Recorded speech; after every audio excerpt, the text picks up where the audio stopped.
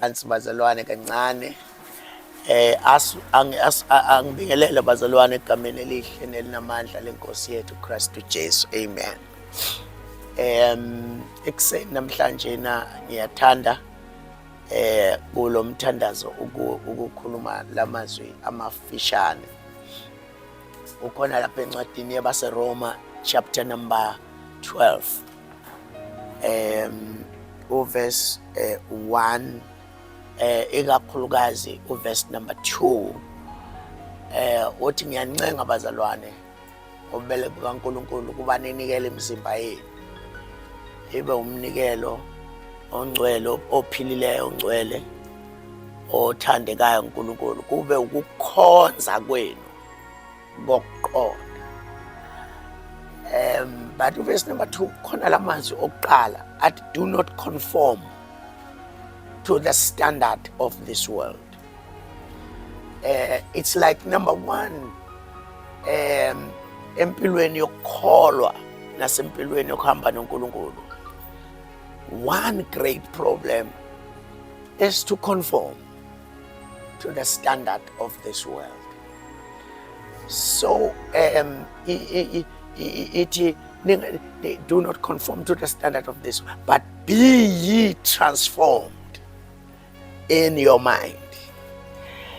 I was troubled uma ngibuka leli verse ukuthi ukusindiswa enye izinto ezibalulekile kakhulu empilweni yomzalwane, kodwa inkinga zivela kakhulu ekutheni ingqondo umzalwane asindiswe kodwa ingqondo isale eyintweni zezwe.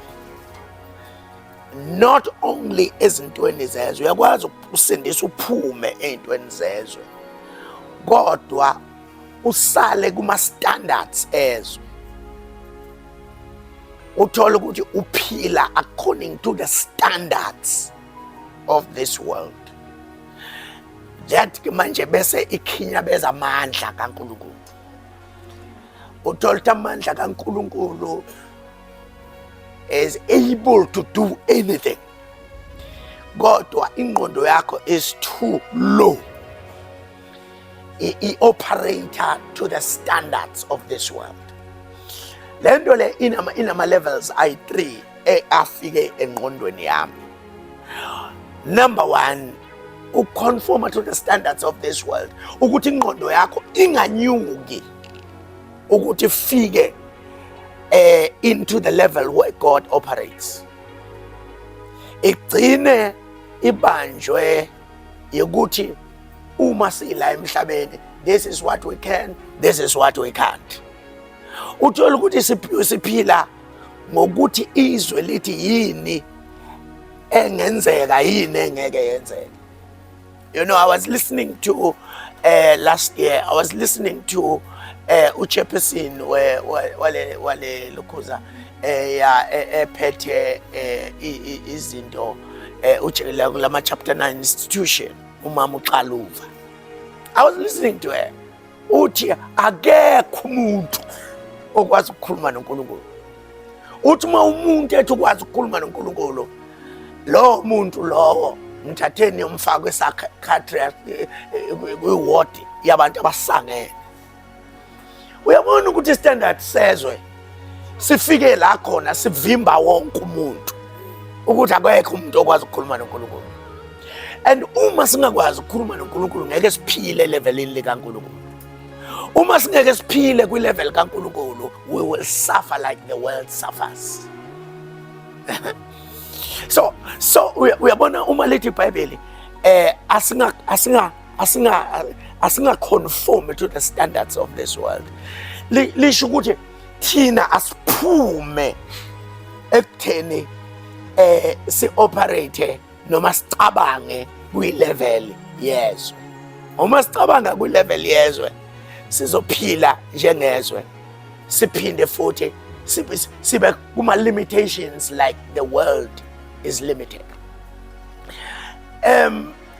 Ingqondo yami ngiyacabanga ingqondo yami ihlala ihlupheka ukuthi kanti iyini intando yakho. And then he took me back into chapter number 1 in the book of Genesis. You know, mawufunda verse number 28, chapter 1. Umufunda verse number 28, uNkulunkulu esebadalela abantu. Ngoba uthi ku verse number 27, let us create man in our own image. In other words, umasidala umuntu asimdale in such a way that sinyuse level yakhe, sifikise kwi-level yethu, akafane nathi, akafuze thina. uNkulunkulu eqaleni when he created us akasicreatanga kwi-level yokuphila kwalomhlaba, usicreate kwi-level yokuphila kwakhe. Let us make man into our own image, after our own likeness.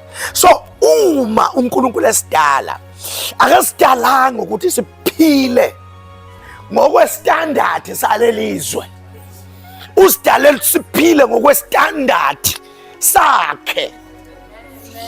Kodwa verse number 28 ukuveza ngokusobala ukuthi yini le afuna siphile ko, uthi bese lithi then God bless them. God bless them. Siyabona ukuthi lokhuza the level kaNkulunkulu is the level of blessing. God bless them. God bless them. Wababusisa uNkulunkulu. Wayesekhuluma lezinto ezimbili noma ezintathu ukuthi be fruitful and multiply and rule. Be fruitful, multiply and rule. Sikuyeke konke lokho kunye kuyosiza in future ukuthi uthe yabona iBhayibheli lesizulu lihlale njalo lingikhubaza ngoba lithi zalanani, as if now uNkulunkulu wasidalela ukuthi nje sizale. Yabona ukuthi abahumushayo bayakwazi ukuhumusha iscripture bese besibeka kulesi standard sezwe. Manje yikho kukhala ingane onke amakhono emgwaqo ngoba you see abantu bayehlisile base bethi zalanani, bese ngazathi uNkulunkulu asicreatele ukuthi asizale bafowethu, asizale kube sengazathi sicreatele ukuzala. Kanti wathi be fruitful. Leli gama lithi fruitful lisho ukuthi kuyo yonke into oyenzayo phila la khona you will be able to multiply. Siphila kwi-multiplication level la khona noma ngabe kuthiwa yini oyenzayo yanda.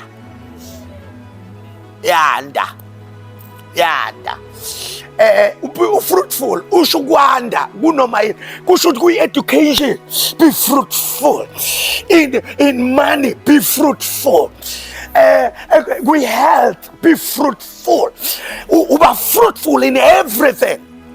Hayi yabona angazi lo muntu wayehumusha lapha zalanani wonke umuntu uthi uma ivula amehlo acinga azozalanani.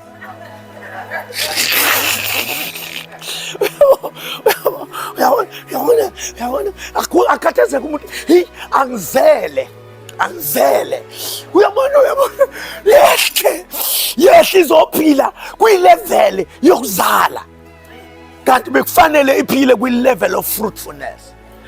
See how fruitful is our God. uNkulunkulu lithi iBhayibheli kumnyama kuyi-disorder. Oh yeah, Jesus Christ. Kumnyama kune-disorder. Uma ebumnyameni ethi let there be light, amandla fruitfulness ayidala, ayicreate i-light. That's a level uNkulunkulu abefuna siphile kuyo. Uzibone uma ese release lento fruitfulness uthi ihlahla zonke aziveze according to its own kind. Its own kind. I was praying and thinking, what does that mean?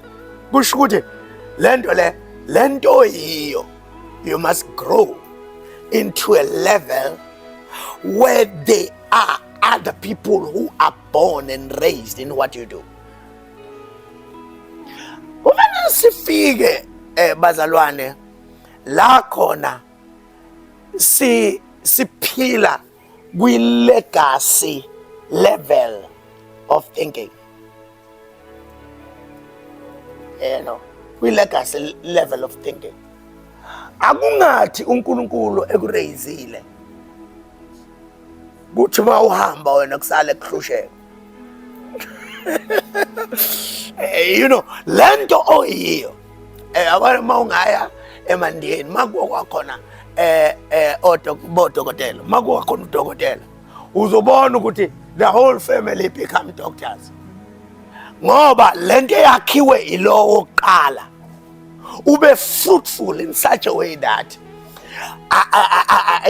abanye ababoni khona enye impilo ngaphandle kwale.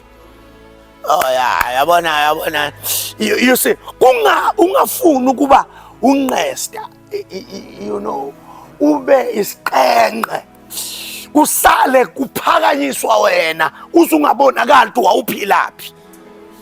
Uyabona kufanele each and every child that comes from your line ifike ihambe kuma millions, because empilweni yakho yokuphila you were fruitful. You were fruitful. Uzobona kuthiwa Harrisons and Sons.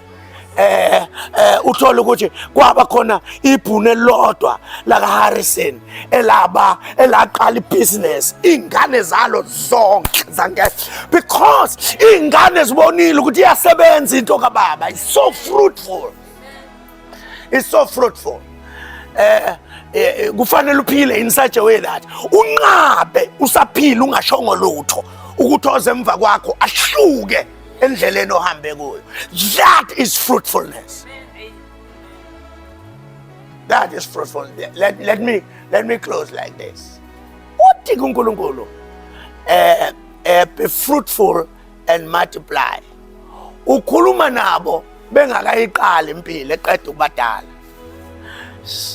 Uthi rule, amanye athi have dominion.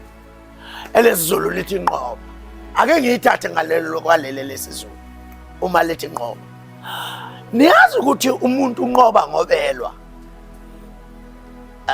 Angithi bazalwane, awukwazi ukunqoba ungalwanga. Kodwa uma ubuka leli verse uthi uNkulunkulu unqoba engakalwi. Are you still with me, bazalwane? Uthi uNkulunkulu kuba ngoba ungakwali. Have dominion ungakabi nalutho.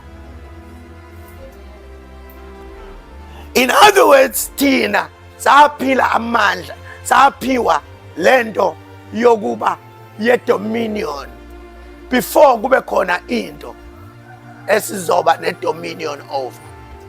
And that is how God works. uNkulunkulu akalindi ukuthi kuze impilo ibe out of hand ukuze that is why uma uphenduka uyabuya, hayi ukuthi uzoqala into entsha. Ubuyela kulento uNkulunkulu ayekudalele yona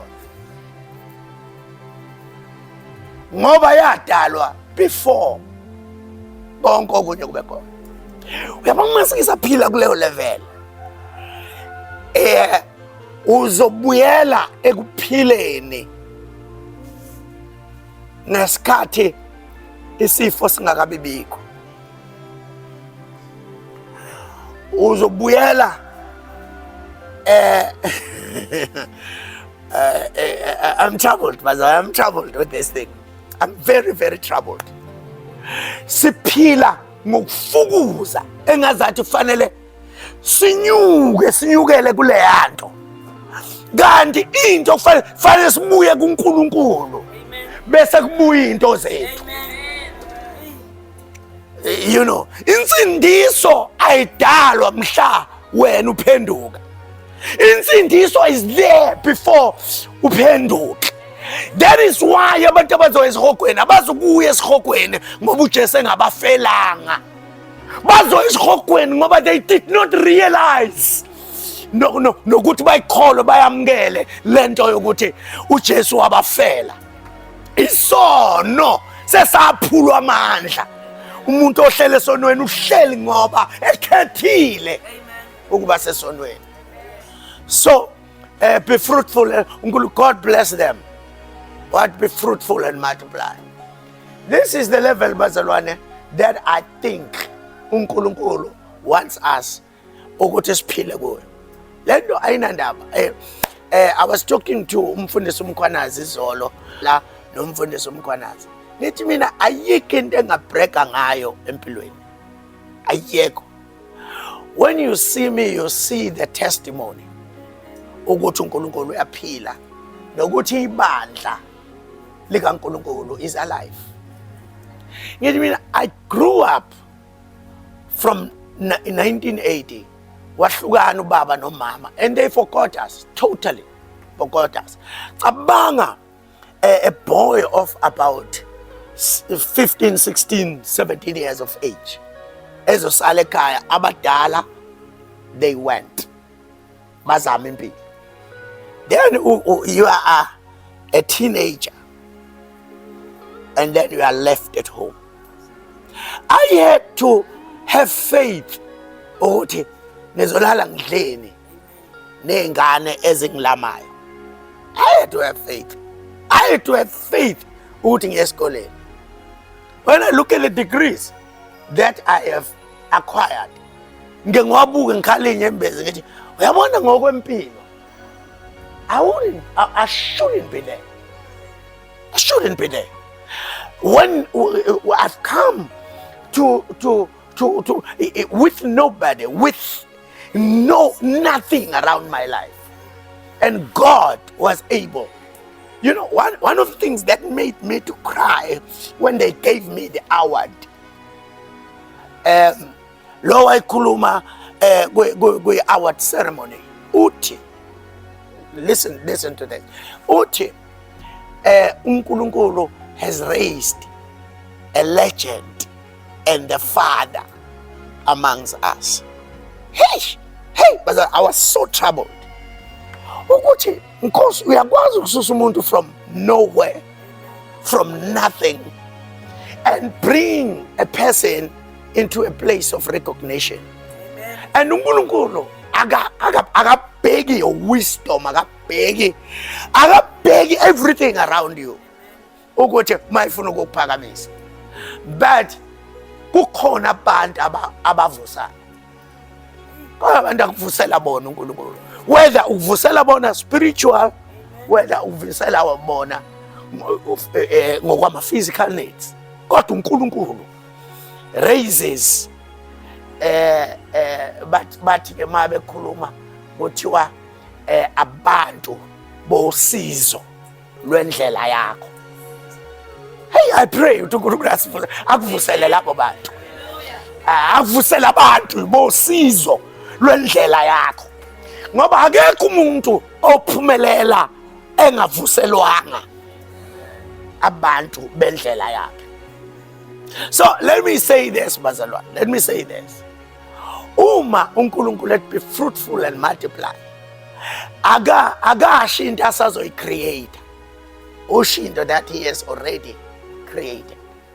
In other words, yonke into uNkulunkulu has already, yonke into isibekiwe is for you. Rise to it. Rise to it. Rise to it. Ningaphili ngostandard salelizwe. Mawuphila ngostandard salelizwe, hey, udonsa abaphezulu baphose phansi ukuze kunyuke wena. Isithandadi salelizwe lezo.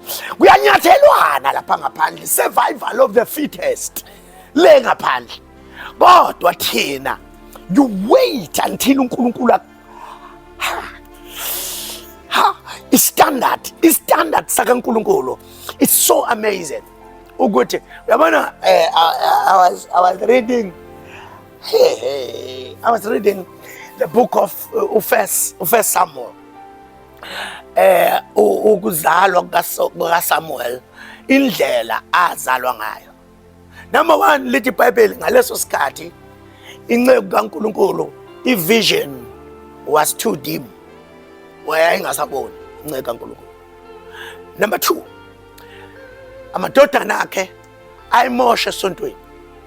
Ayimosha uma kubeka umnikelo babheka ukuthi ngizothatha muphi.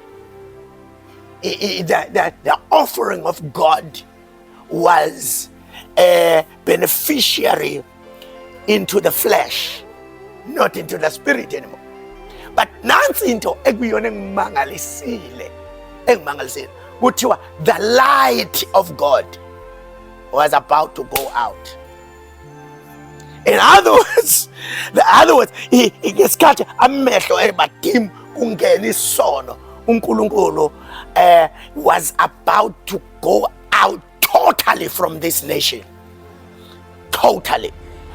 Bese lithi iBhayibheli kanti kuzovela umama uNkulunkulu.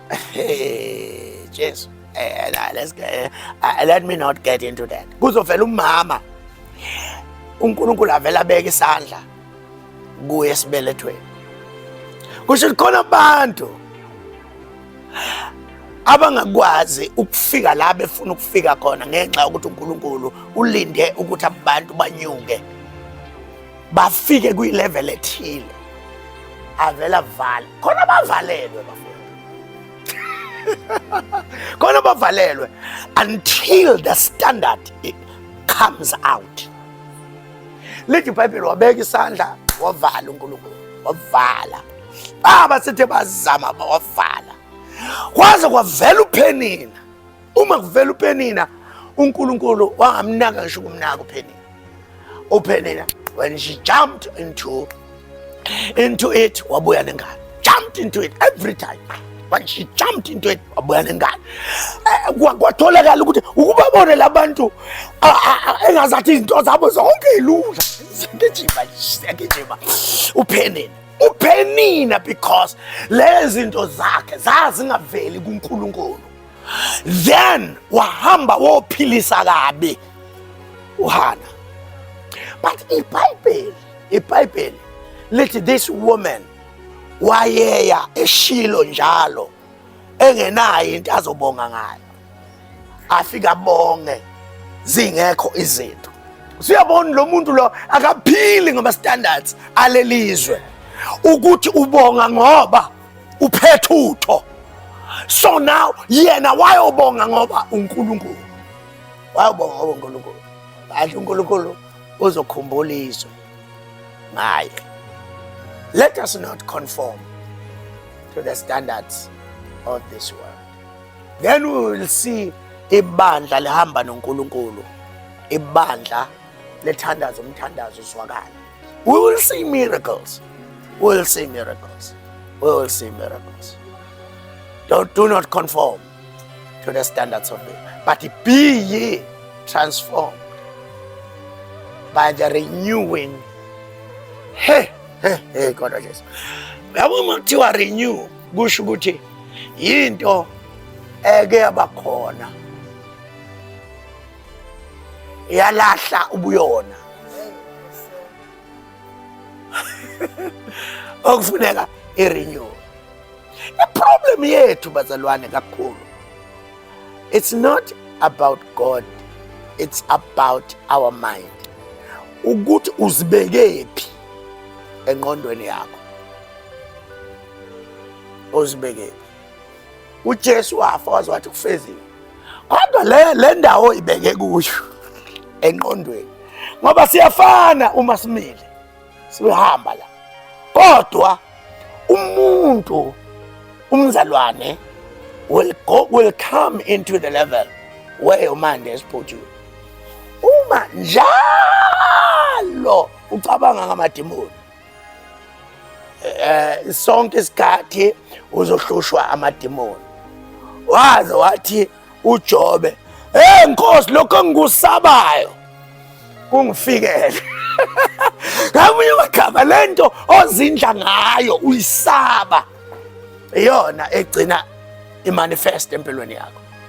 The level of God in your mind will be the level of your life in the physical.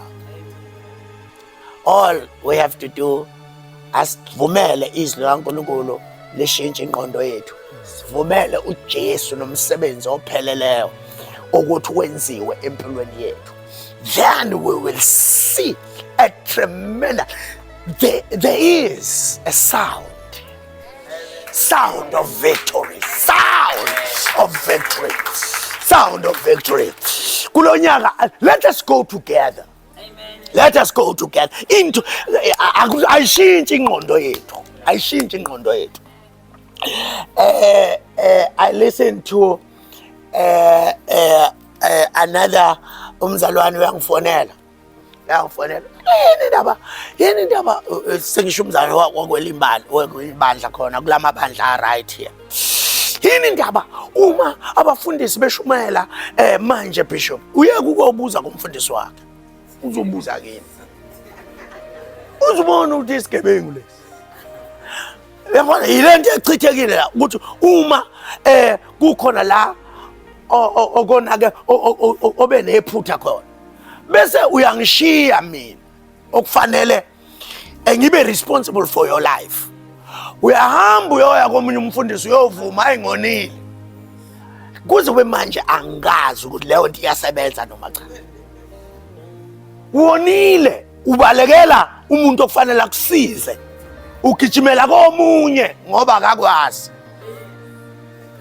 Hayi bazalwane, uyangibuza ukuthi yini indaba? Uyazi mina I'm about to leave the church. Ufuna ngifake isitembu sokuthi ushintshe isona.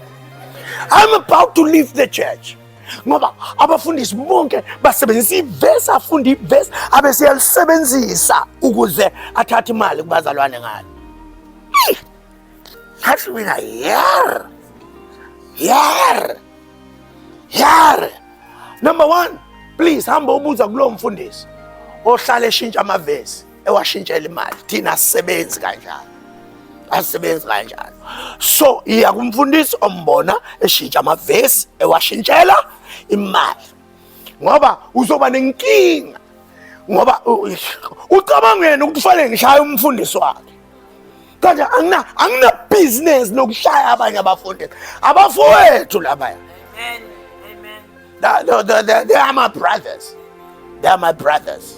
Angikwazi ukushaya abanye abafundisi. Anginaso nje isikhathi sokudila nokushaya abanye abafundisi.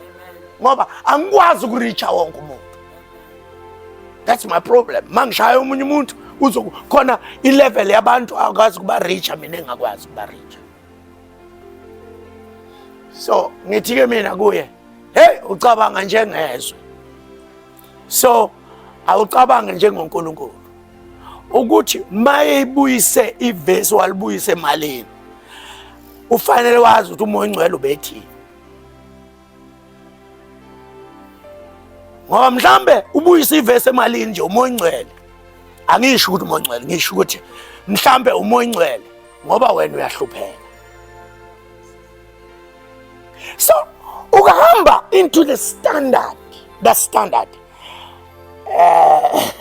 into the standard of God. Wamukela awucabange nje bazalwane, sengichitha isikhathi sena esiningi. Awucabange nje loya mama loyana efika kumprofeti kushoniwe, kuthathwa indoda yakhe ishonile namadodana akhe ashonile. Afika athi hey umyeni wamshonile ingane zami, avele athi umprofeti, hey kholwa. Avele nje athi kuwe, hayi kholwa ungiyeke. Kholwa. but manje fanele aphendule according to the request. Uthi unani endlini yakho? So sizothi sekufanele manje sishintshe leyo nto ukuthi unani endlini yakho. Khona kuyinkinga mase sizohlala njalo sithi unani endlini yakho. Every Sunday unani endlini yakho. Every Sunday uzana inkinga unani endlini yakho. Kuyinkinga mase sizohlala kuyilevel yokuthi unani endlini yakho. But ngokwaleya moment ethi lokho nakho uNkulunkulu uzomultiply khona. All right. So it's very, very important ukuphila to the standard of God. Ngoba uNkulunkulu usebenza ngendlela ezihlukile sonke isikhathi. Do not conform to the standard of this world. Asumeni